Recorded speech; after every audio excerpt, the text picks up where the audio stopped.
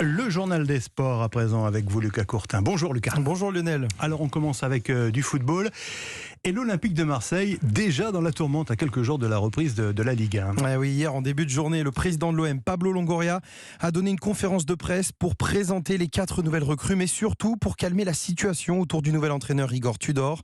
Depuis plusieurs semaines, le technicien croate ne fait pas l'unanimité en interne avec des méthodes qui ne plairaient pas à certains joueurs. Ces derniers auraient même réclamé une réunion avec leur coach qui s'est tenue mardi dernier.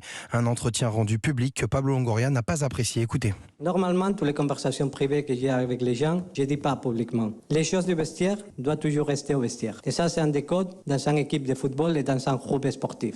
On a parlé depuis les premiers jours d'exigence, de travail, de discipline et de tout le monde de prendre la même direction. Il y a les clubs, il y a l'entraîneur et il y a les joueurs. On a rappelé tout ce type de choses. Alors, outre cette polémique que le président de l'OM a voulu éteindre, il y avait aussi la présentation des 4 nouveaux arrivants, Nuno Tavares, Luis Suarez, Ruben Blanco et bien évidemment Jonathan Klaus. L'ancien Lensois en a d'ailleurs profité pour revenir sur la méthode Tudor, un style de jeu qu'il connaît bien et apprécie. Pour le moment, le latéral des Bleus est satisfait. C'est une très bonne préparation, très dure, très importante.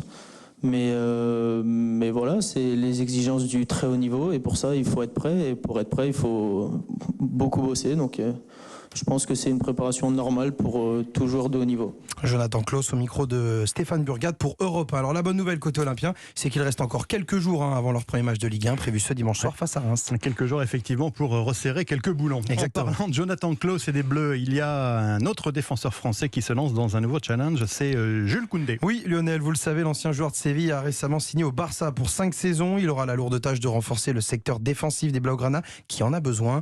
Lors de sa présentation en début de semaine, l'international français mesurait cette chance qu'il avait de rejoindre un tel club. Écoutez. Ça représente une grande étape dans ma carrière de joueur.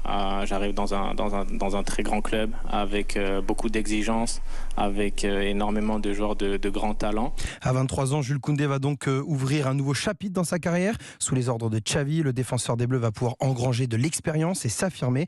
De bon augure pour une éventuelle titularisation en équipe de France dans les années à venir. Et puis l'autre info mercato foot, c'est que Kasper Schmeichel s'est engagé hier avec Nice. Le portier danois en provenance de Leicester aurait trouvé un accord donc avec les Aiglons.